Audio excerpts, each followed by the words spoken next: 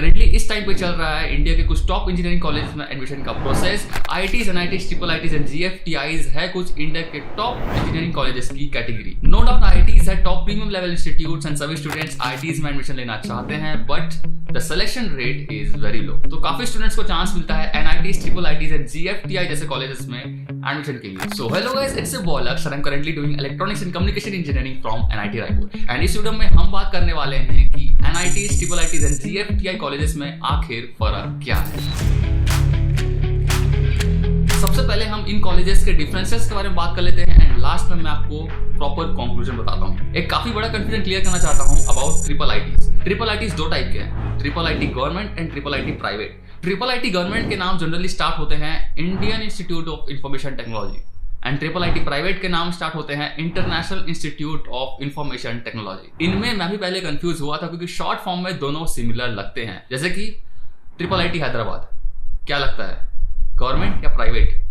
Actually में triple IT Hyderabad एक private institute है, international institute of information technology Hyderabad. Similarly triple IT Bangalore. And ये private colleges जोसा counselling में पार्टिसिपेट ही नहीं करते हैं, तो आप इनमें जोसा के थ्रू एडमिशन नहीं ले सकते। इनका एडमिशन का प्रोसीजर कुछ अलग होता है, लेकिन ये जेई कैंडिडेट्स को एडमिशन के लिए अलाउ करते हैं। कौन से ट्रिपल आईटीज प्राइवेट है, कौन से ट्रिपल आईटीज गवर्नमेंट है, ये जानना काफी ज्यादा जरूरी है क्योंकि नाम दोनों के सिमिलर हैं बट दोनों में काफी फर्क है। एंड ये जानने के लिए आप जोसा के वेबसाइट पर जाके चेक कर सकते हैं ऑल पार्टिसिपेटिंग इंस्टीट्यूट्स का list.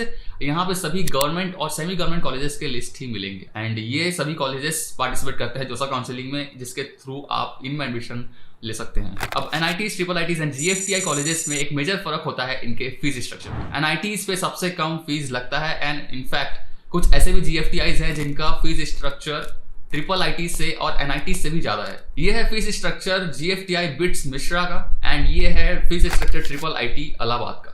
And I was literally shocked when I saw the total fees structure of 4-year BTech at BITS Mishra. It's 15 lakhs without hostels. एक बार इंडिया के टॉप एनआईटी ट्रिची का fees structure check करते हैं and it's approximately half. BITS Mishra एक GFTI है but no doubt ये काफी तगड़ा इंस्टीट्यूट है, काफी अच्छा इंस्टीट्यूट है एंड ये प्लेसमेंट्स के नाम पे कई एनआईटीज को भी टक्कर देता है। सो जब आप सेम लेवल के कॉलेजेस को कंपेयर करोगे तो आपको सबसे कम फीस स्ट्रक्चर एनआईटीज का ही मिलेगा। एंड एक और इंपॉर्टेंट बात, ट्रिपल आईटी प्राइवेट कॉलेजेस का फीस स्ट्रक्चर काफी हाई होता है as compare to triple IT government colleges. And इसी वजह से मैंने फर्स्ट पॉइंट पे कहा था कि कौन से ट्रिपल आईटीज गवर्नमेंट है एंड कौन से ट्रिपल आईटीज प्राइवेट है, ये आपको पता होने चाहिए बिफोर एडमिशन। अब NITs, triple ITs and GFT colleges में एक मेजर डिफरेंस होता है ब्रांच ऑप्शन को लेकर। ट्रिपल आईटीज एंड जीएफटीआईज में ब्रांच ऑप्शंस काफी कम देखने को मिलते हैं। CS, IT and EC and बाकी ब्रांचेस भी इन्हीं ब्रांचेस के अराउंड रिवॉल्व करते हैं, जैसे कि computer science with artificial intelligence, computer science with machine learning, electronics with IoT devices and electronics with design specification etcetera. लगभग यही सब ब्रांचेस आपको सभी ट्रिपल आईटीज एंड जीएफटीआईज में मिलते हैं। बट एनआईटीज में ब्रांच ऑप्शंस काफी सारे होते हैं, कंप्यूटर साइंस से लेके मेटलर्जी से लेके प्रोडक्शन इंजीनियरिंग तक, हर फील्ड हर डोमेन। सो इस वजह से आपके एनआईटी में एंटर करने के चांसेस काफी ज्यादा बढ़ जाते हैं because of multiple branches. And अगर आपने ये वीडियो देख रखा है तो आपको जरूर याद होगा कि मैंने इस वीडियो में कहा था कि नॉन कोर कंपनीज हर ब्रांच के स्टूडेंट्स को अपने प्लेसमेंट में अलाउ करती हैं। इसका मतलब यह है कि आप कोई सा भी ब्रांच से इन सॉफ्टवेयर कंपनीज में प्लेसमेंट ले सकते हैं। सो ये है एडवांटेज एनआईटी का। अगर आपका रैंक कम है तो आप एनआईटीज में लोअर ब्रांचेस ले सकते हैं एंड उस एनआईटी के प्लेसमेंट रिकॉर्ड का फायदा उठा सकते हैं उस लोअर ब्रांच में रहकर भी। एंड दूसरी तरफ ट्रिपल आईटीज एंड जीएफटीआईज में ज्यादा ऑप्शन ना होने की वजह से काफी मुश्किल हो जाता है इन कॉलेजेस में एंटर करने के लिए, क्योंकि इन कॉलेजेस के ब्रांचेस कम रैंक में ही फिल हो जाते हैं काफी केसेस में। इंजीनियरिंग करने की सबसे मेन वजह प्लेसमेंट्स।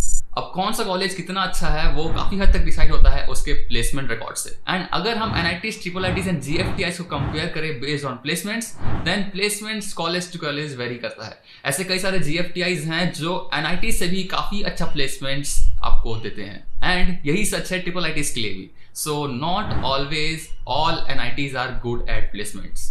आपको अपनी रैंक पे कौन कौन से कॉलेज मिल सकते हैं ये आपको खुद पता करना होगा एंड आपको रिसर्च करना होगा कि कौन से कॉलेज सबसे बेस्ट प्लेसमेंट्स ऑफर करते हैं। एंड इसके लिए आप यूज कर सकते हैं कॉलेजेस के एनआईआरएफ रैंकिंग लिस्ट को, क्योंकि कॉलेजेस के एनआईआरएफ रैंकिंग काफी हद तक डिसाइड होते हैं उसके प्लेसमेंट रिकॉर्ड से। सो इंटरनेट पे जाओ, इंटरनेट से एनआईआरएफ रैंकिंग लिस्ट निकालो एंड उस पर चेक करो कि किन किन कॉलेजेस के एनआईआरएफ रैंकिंग क्या है।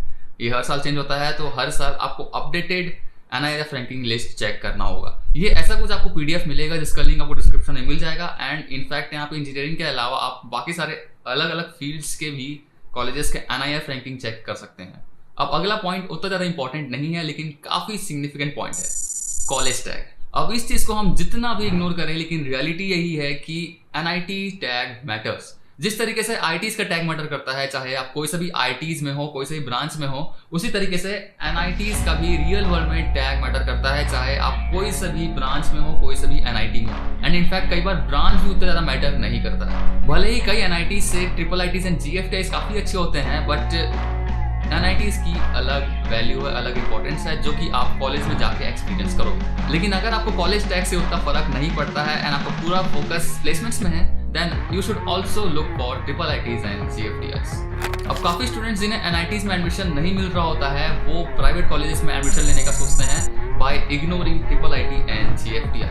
वो उनमें एडमिशन ही नहीं लेना चाहते। देखो, भले ही IIITs and GFTIs NITs से उतने अच्छे कॉलेजेस नहीं है, लेकिन है तो government colleges he, and government colleges की वैल्यू प्राइवेट कॉलेजेस से काफ़ी ज़्यादा है। आई नो कि काफ़ी सारे प्राइवेट कॉलेजेस भी काफ़ी तगड़ा परफॉर्म कर रहे हैं प्लेसमेंट्स में, like VIT Vellore, but their fees structures are very high.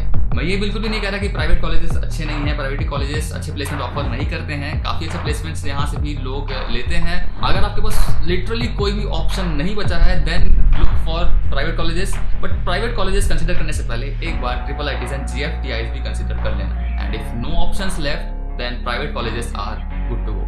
अब एक और चीज जो कि NITs को अलग बनाता है IIITs एंड GFTIs से, वो है होम स्टेट कोटा। अब इस चीज को एक एग्जाम्पल समझते हैं। लेट्स कंसिडर आप एक ऐसे कैंडिडेट हो जो महाराष्ट्र से बिलोंग करता है, आपने महाराष्ट्र से ही अपना 12th पास किया, तो क्योंकि आपके होम स्टेट में VNIT नागपुर कॉलेज है, इस वजह से आपके होम स्टेट कॉलेज में आपको, यानी कि VNIT नागपुर में आपको ज़्यादा प्रेफरेंस मिलेगा एंड आपको एडमिशन होम स्टेट कोटा के थ्रू मिलेगा। यानी कि वो सभी कैंडिडेट्स जो कि उस कॉलेज के होम स्टेट में बिलोंग करते हैं वो इजीली उन कॉलेजेस में एडमिशन ले सकते हैं। सो ये एडवांटेज है होम स्टेट कोटा का, एंड ये होम स्टेट कोटा सिर्फ NITs एंड कुछ GFTIs में ही अवेलेबल है। IIITs में डायरेक्टली ऑल इंडिया कोटा से ही एडमिशन लिया जाता है, एंड ये एक मेजर डिफरेंस है काफ़ी NITs, IIITs एंड GFTIs में। सो ये थे सारे डिफरेंसेस इन कॉलेजेस में।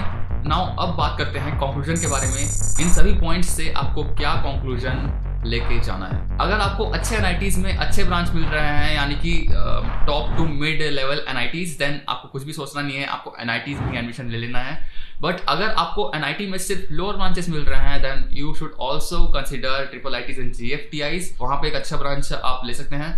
सेकेंड पॉइंट, अगर आपका फाइनेंशियल कंडीशन काफ़ी अच्छा है एंड आपको NITs में सिर्फ लोअर ब्रांचेस ही मिल रहे हैं, देन IIITs एंड GFTIs आपके लिए सबसे बेस्ट ऑप्शन है। बट अगर आपका फाइनेंशियल कंडीशन उतना अच्छा नहीं है एंड आप ज़्यादा पैसे नहीं लगाना चाहते कॉलेजेस में, देन NIT आपके लिए बेस्ट ऑप्शन रहेगा, चाहे आपको लोअर ब्रांचेस भी मिल रहे हैं। एंड जैसे कि मैंने कहा था कि आप लोअर ब्रांचेस से भी software companies, non core companies के प्लेसमेंट्स फोड़ सकते हैं, किसी भी ब्रांच से भी। सो अगर आप लोअर ब्रांचेस में एडमिशन ले रहे हैं तो ये बिल्कुल भी मत सोचना कि आपका प्लेसमेंट नहीं लगने वाला है, क्योंकि at the end all matters is your software skills. आपको कोडिंग कितनी अच्छी तरीके से आती है, आपका टीम वर्क कैसा है, कम्युनिकेशन स्किल्स कैसा है, ये सभी चीजें मैटर करती है प्लेसमेंट्स में। तो आप कोई से भी ब्रांच से प्लेसमेंट्स निकाल सकते हैं।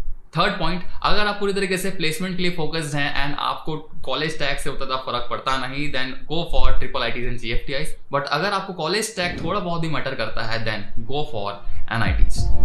एंड एट लास्ट, सबसे important point, college doesn't matter. आज के डेट में software companies, non core companies, जिन कंपनीज को आप टारगेट करते हैं वो आपकी डिग्री को उतना ज़्यादा प्रीफर नहीं करती है। At the end the only thing matters is कि आप अपने स्किल्स पे कितने ज़्यादा अच्छे हैं, आपने अपने स्किल्स को कितना इम्प्रूव किया है। एंड कम्युनिकेशन स्किल और सॉफ्टवेयर स्किल काफ़ी ज़्यादा इंपॉर्टेंट है इन बड़े बड़े कंपनीज के प्लेसमेंट्स फोड़ने के लिए, निकालने के लिए। तो बार बार कॉलेजेस और ब्रांचेस को लेकर परेशान नहीं होना है, एक बार प्रॉपर तरीके से सोचो, अब एक डिसीजन लो एंड उस डिसीजन पे रिग्रेट बिल्कुल ही मत। सो yeah guys, that's the end of the video. इतना है इस वीडियो के लिए। Give this video a thumbs up, give it a like and subscribe to the channel for more such videos.